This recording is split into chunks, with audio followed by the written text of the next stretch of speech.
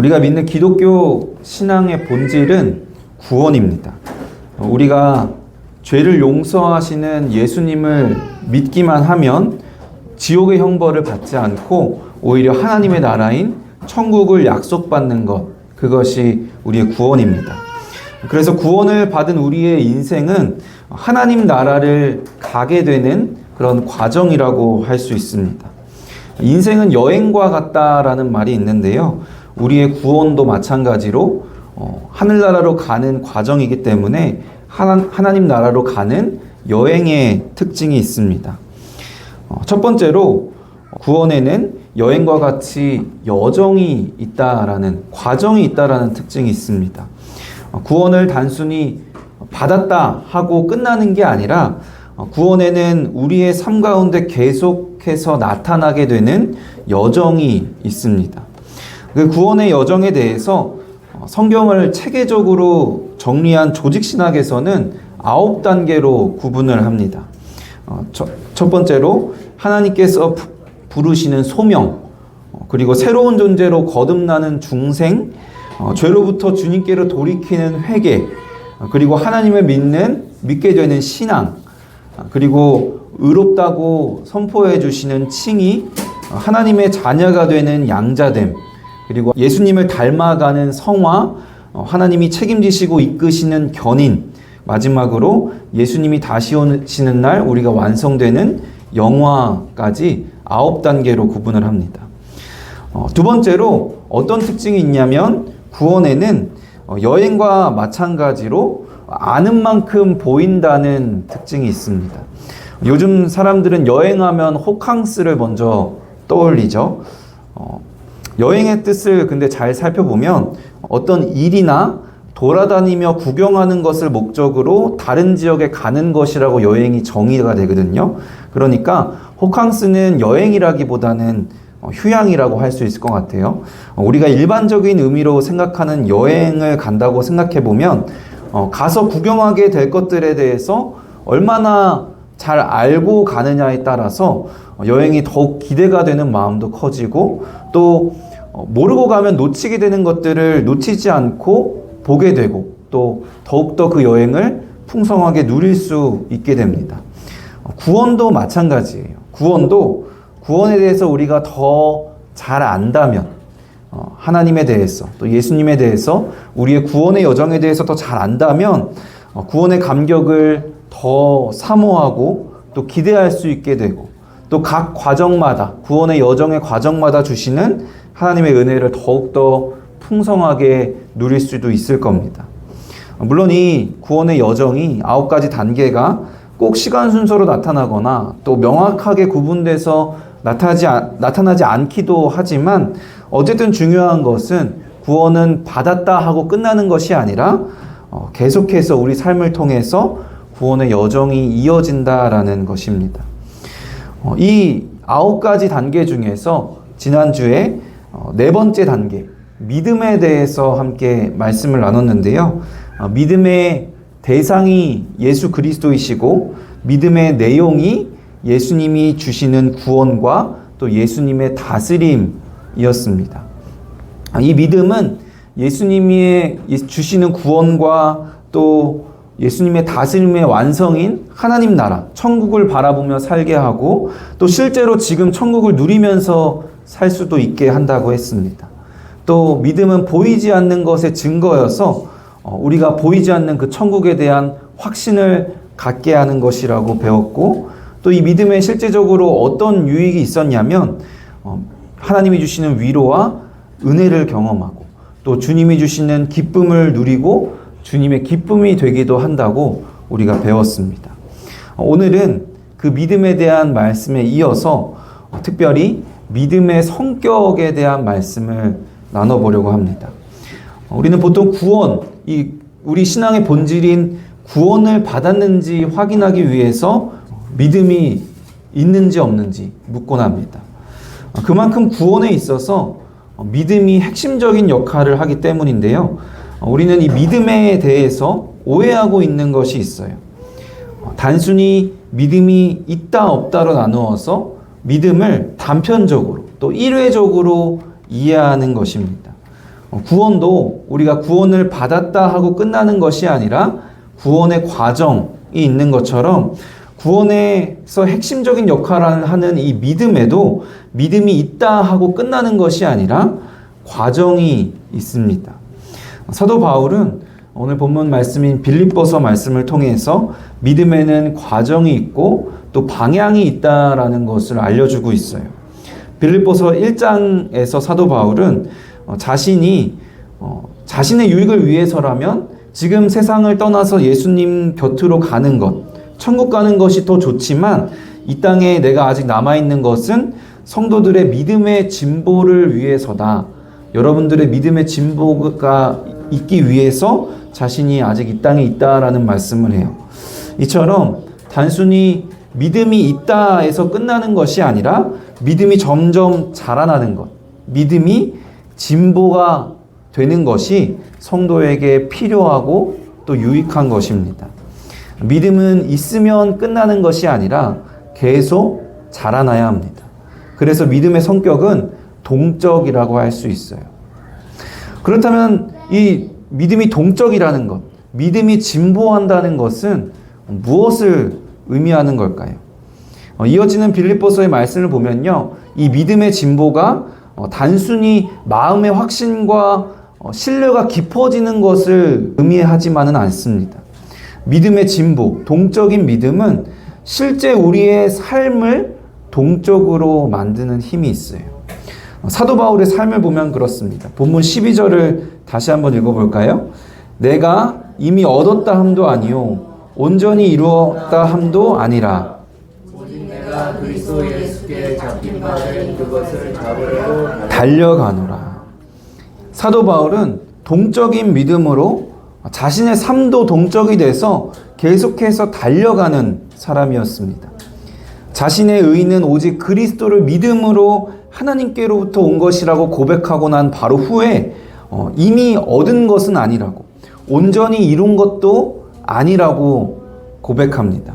믿음으로 의로움을 가졌지만 아직 완전하지 않고 아직 끝난 게 아니라는 겁니다. 그래서 그는 계속해서 자신의 삶 가운데 달려가는 삶을 살게 됩니다. 빌립보서의 배경을 알고 나면요, 사도 바울이 계속해서 달려간다라는 이 말이 얼마나 놀라운 것인지를 알 수가 있어요. 이 빌립보서는요, 바울이 3번의 선교 여행을 다녀오는데 이 3번의 선교 여행을 다 마친 후에 이제 예루살렘에서 체포가 되고 로마에 압송되어 감금되어 있던 시절에 쓴 옥중서신 중에 하나입니다. 사도 바울의 이 3번의 선교 여행은 참 많은 시간과 많은 노력들이 들어가 있어요. 단순히 이 선교 여행의 거리와 기간만 봐도 그렇습니다. 1차 선교 여행은요, 약 2년 동안 2200km를 이동하는 여행이었어요. 두 번째 선교 여행은요, 약 3년 동안 약 5000km의 이동을 하는 선교 사역이었습니다. 세 번째 선교 여행은요, 약 4년에서 5년간 또 약 5000km를 이동하는 그런 선교 여행이었어요. 이 과정에서 또 얼마나 많은 일을 겪었겠어요? 옥에 갇히기도 하고 매도 수없이 맞고 여러 번 죽을 뻔하기도 했습니다. 고린도전서 11장 24절에서 27절 같이 한번 읽어볼까요?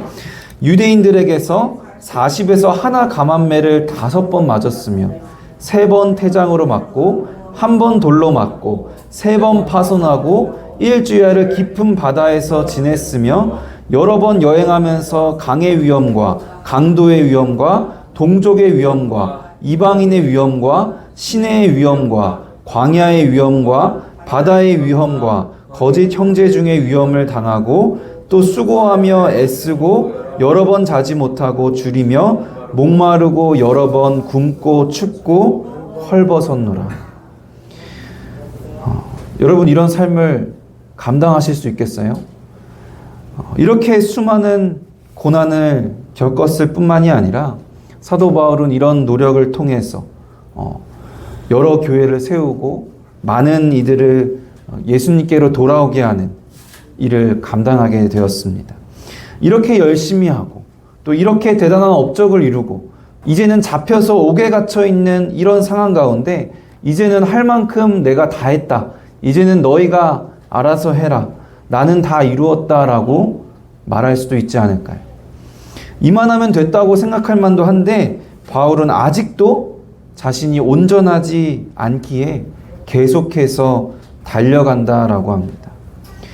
이 사도 바울이 얼마나 열심히 치열하게 달렸는지를 알 수 있는 말씀이 있습니다.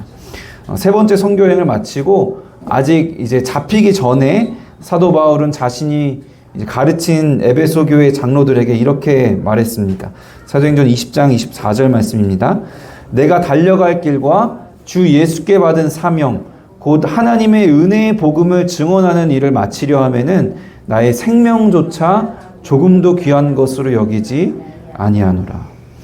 그냥 달리는 것이 아니라 이 달리는 것을 마치기 위해서 자신의 생명조차 조금도 귀한 것으로 여기지 않았습니다. 바울이 계속해서 달려간다라는 표현을 하고 있는데 이 단어의 원어를 보면요, 경주를 할 때 사용되는 단어입니다.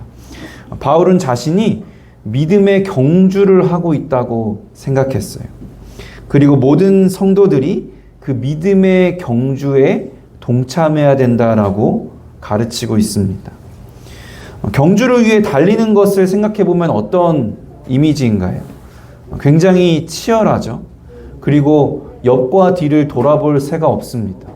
무조건 앞만 보고 최종 목적지를 향해 달려가야 합니다.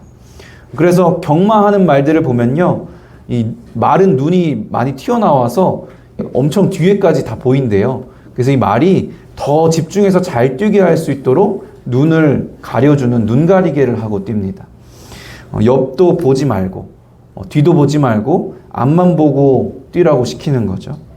그런데 믿음이 있는 우리는 치열하게 믿음의 경주를 해야 하는데 옆을 돌아보면서 한눈을 팔기도 하고 심지어 뒤를 돌아볼 때가 참 많은 것 같습니다. 우리나라 사람들이 얼마나 과거를 돌아보기 좋아하는지 라떼는 말이야 라는 말이 너무 유행하고 있죠. 우리 믿음 생활에도 그런 것 같아요. 아, 나 때는 말이야, 예전에는 나 때는 참 뜨겁게 찬양하고 기도했는데, 아, 나 때는 나무 뿌리 하나씩 잡고 이 뿌리 뽑힐 때까지 기도했는데, 아, 나 때는 내가 결혼 전에는, 애 키우기 전에는, 청년 때는, 예전에는 참 열심히 봉사했는데, 예전에는 교회 생활 참 재밌게 했는데, 이렇게 과거를 돌아보는 것에는 결국에 지금은 그렇게 하지 못한다는 사실이 전제되어 있는 것 같아요. 물론 아쉬움의 마음도 있겠지만 또 한편으로는 나는 이 정도 했으니까, 예전에 이 정도 했으니까 이제는 됐다라는 마음이 있는 것 같기도 합니다. 그래도 여전히 나는 믿음이 어쨌든 있으니까 괜찮다고 위안 삼기도 합니다. 한 신학자는 이런 현상에 대해서 이렇게 표현했습니다.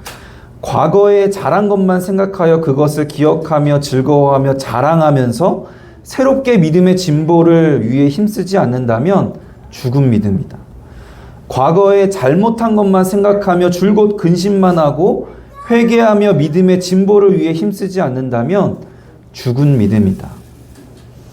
이처럼 우리의 믿음은 동적이어야 되는데 옆과 뒤가 아닌 앞을 바라보고 앞으로 나아가야 하는 믿음이어야 합니다. 사도 바울은 너무나도 단호하게 앞을 바라보는 사람이었어요. 13절입니다. 형제들아, 나는 아직 내가 잡은 줄로 여기지 아니하고 오직 한 일, 즉 뒤에 있는 것은 잊어버리고 앞에 있는 것을 잡으려고. 그렇게 엄청난 업적을 이루고 나서도 뒤를 돌아보지 않았어요. 지금까지 해온 일들, 뒤에 있는 것들은 다 잊어버리고 앞에 있는 것을 잡기 위해 앞을 보고 경주를 계속했습니다. 우리도 우리의 믿음이 있다는 것 자체에 위안 삼는 것이 아니라, 또 과거에 예전에 얼마나 열심히 했는 것으로 만족하는 것이 아니라 이 사도 바울처럼 진보하는 믿음, 동적인 믿음을 통해서 우리의 삶까지 동적이 되어서 앞을 보고 끝까지 달려가는 믿음의 경주를 해야 합니다. 그렇다면 우리가 해야 하는 이 믿음의 경주의 최종 결승점, 우리가 바라보고 가야 하는 그 목표는 어떻게 될까요? 본문 14절을 같이 한번 읽겠습니다. 표대를 향하여 그리스도 예수 안에서 달려가노라. 사도 바울은 표대를 향하여 달려갑니다. 우리가 따라 달려가야 하는 표대는 예수 그리스도 그 자체이기도 합니다.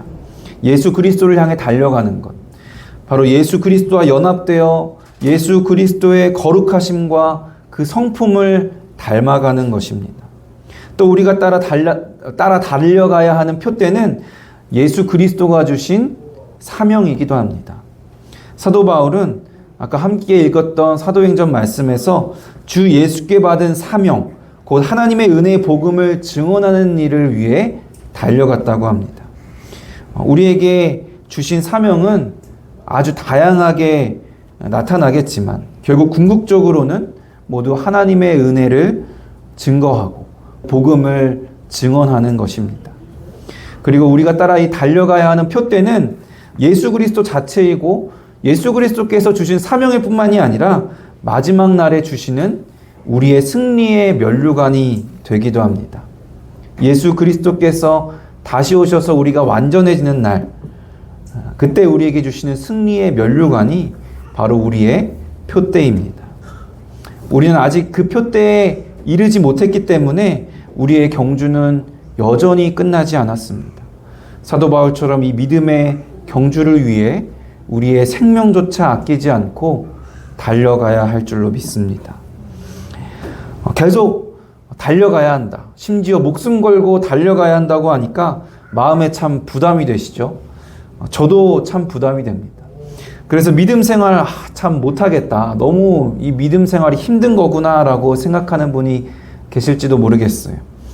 그런데 믿음에는 지금까지 말한 것과는 전혀 다른 성격이 또 한 가지 있습니다. 예수님이 십자가에 못 박혀 돌아가실 때 예수님의 양옆에 두 명이 함께 십자가에 못 박혀 죽었는데요. 당시 십자가에 못 박혀 죽는 형벌이 가장 큰 형벌이었기 때문에 아마도 흉악 범죄자였을 것으로 추정이 됩니다. 그 중에 한 사람이 죽기 전에 예수님께 이렇게 부르짖었어요. 누가복음 23장 42절입니다. 이르되 예수여 당신의 나라에 임하실 때 나를 기억하소서 하니. 그러자 예수님께서 뭐라고 하셨을까요? 예수께서 이르시되 내가 진실로 내게 이르노니 오늘 내가 나와 함께 낙원에 있으리라 하시니라. 예수님은 고민도 하지 않으시고 곧바로 이 강도에게, 흉악 범죄자에게 구원을 선포하십니다. 이 십자가에 달린 범죄자가 성숙한 믿음이 있었다면 십자가에 달리기까지 했을까요? 분명히 그 강도가 가진 믿음은 너무나 작고 연약한 믿음이었을 겁니다. 어쩌면 믿음이 전혀 없다가 이 십자가에 달려서 너무 고통스러운 순간에, 죽기 일보 직전인 이 순간에 죽음에 대한 두려움이 엄습해서 지푸라기라도 잡는 심정으로 예수님께 부르짖었을 수도 있습니다.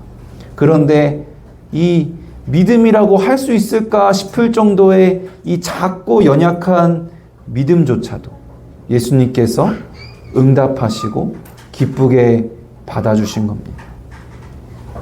믿음은 자라나야 하는 동적인 성격이 있습니다.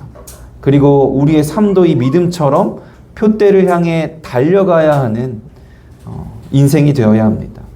그런데 이 믿음의 또 한 가지 성격은 아주 작고 연약한 믿음일지라도 구원에 이르게 한다는 은혜의 성격도 분명히 있습니다. 저도 개인적으로 그런 경험이 있어요. 제가 군대에서 크게 다쳐서 수술을 받은 적이 있는데요. 군병원에서 수술을 받다 보니까 다친 것 자체보다도 수술 때문에 조금 문제가 생겼던 적이 있어요.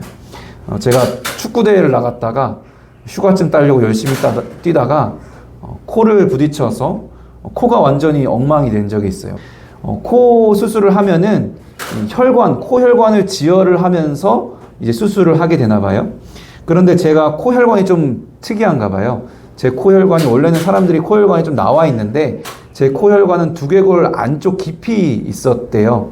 그래서 지혈을 할 수가 없어서 피가 계속 이제 뚜껑을 열었는데 피가 계속 뿜어져 나오니까 수술을 이제 제대로 할 수가 없던 상황이었던 거죠.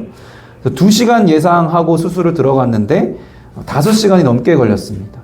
전신 마취를 안 하고 부분 마취를 했는데 2시간 마취라고 들어갔는데 5시간 넘으니까 이제 마취가 다 깬 거예요, 중간쯤에. 너무나 생생한 정신인데 그 수술을 해야 되니까 정말 생지옥과 같았던 몇 시간을 제가 보냈습니다.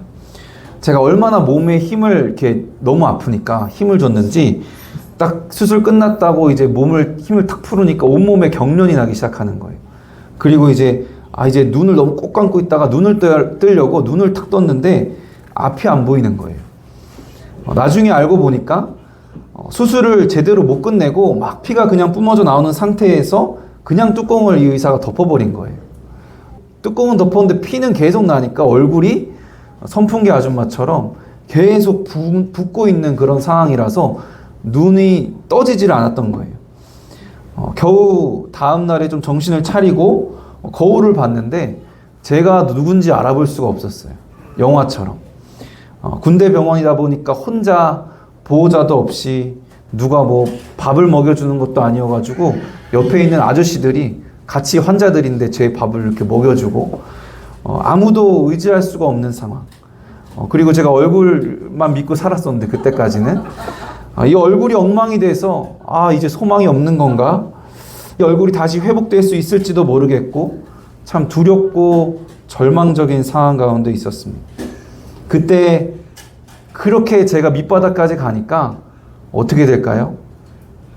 예수님을 의지하게 되더라고요. 지푸라기라도 잡는 심정으로.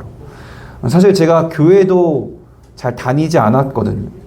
제가 믿음이 있는지 없는지도 모르겠던 그런 때인데 혼자 조금 거동이 가능해질 만한 때가 되자마자 이 링거를 붙잡고 혼자 끌고 군대병원 맨 위층에 있는 예배실로 혼자 갔어요. 그리고 정말 지푸라기라도 잡는 심정으로 제가 무조건 잘못했으니까 뭔진 모르겠지만 무조건 잘못했으니까 제발 살려달라고 제발 도와달라고 간절히 기도했던 기억이 있습니다. 지금 생각해보면 진짜 연약하고 작고 믿음이라고 할 수 있을까 싶을 정도로 부족한 믿음이었는데 하나님께서 그런 저에게 응답해 주시고 구원을 선포해 주셨습니다. 우리가 구원을 얻기 위해서, 구원받기 위해서 우리에게 믿음의 진보가 꼭 필요한 것은 아니에요. 한없이 작고 연약한 믿음일지라도 예수님의 한없는 사랑과 은혜로 우리는 구원을 받았습니다. 그러나 또한 거기서 끝이 아님을 우리는 기억해야 합니다. 예수님 옆에서 십자가에 못 박혀 죽었던 그 강도를 생각해 보면요. 믿음을 갖자마자 죽었잖아요. 그 강도처럼 믿음을 갖자마자 죽었다면 믿음의 진보가 없어도 괜찮아요. 근데 우리는 그런가요? 여전히 이 땅에 살고 있어요. 하나님께서 우리가 이 땅에 살게 하셨어요. 이미 구원받고 이미 천국 시민이 된 우리를 여전히 이 땅에 살게 하시는 이유가 분명히 있습니다. 안타깝게도 많은 사람들이 우리가 이 땅에 아직 살고 있는 이유가 나를 위한 것이라고 착각하고 있습니다. 이 땅에 사는 것이 나를 위한 것, 내가 좋은 것 많이 누리고 내가 복을 받고 부귀영화를 누리기 위한 것이라고 착각하게 된다면 예수님을 나를 잘되게 해주시고 나를 평안하게 해주셔야 되는 분으로 이용하게 됩니다. 그런데 여러분, 나를 위한 것이라면요, 사도 바울이 말했잖아요. 나를 위해서라면 우리는 그냥 지금 당장 천국에 가서 영원하고 완전한 복을 누리는 것이 훨씬 낫습니다. 우리가 이 땅에 살게 된 것은 나를 위한 것이 아니에요. 하나님을 위해서, 하나님 나라를 위해서, 하나님이 우리에게 주신 뜻을 위해서 살고 있는 것입니다. 우리가 믿음의 진보로, 믿음의 경주에 참여하여서 하나님 나라에 쓰임받고 하나님께 영광 돌리는 것을 위해서 우리는 여전히 이 땅 가운데 살고 있습니다. 우리를 위한 가장 좋은 것은 이미 약속해 주셨고요. 우리는 천국에 가게 되면 다 누리게 될 줄로 믿습니다. 그래서 우리는 예수님이 우리에게 상 주시는 이시라는 것을 믿어야 한다고 배웠잖아요. 상 주시는 이가 우리에게 상을 주실 것을 믿고 우리는 이 땅에서 믿음의 경주를 해야 합니다. 하나님께서 주신 한없는 사랑, 그 구원에 대한 은혜에 대한 감사와 기쁨으로 마땅히 이 믿음의 경주에 참여하는 저와 여러분 되기를 바랍니다. 물론 이 믿음의 진보, 이 믿음의 경주에는 고통과 고난이 따를 수밖에 없어요.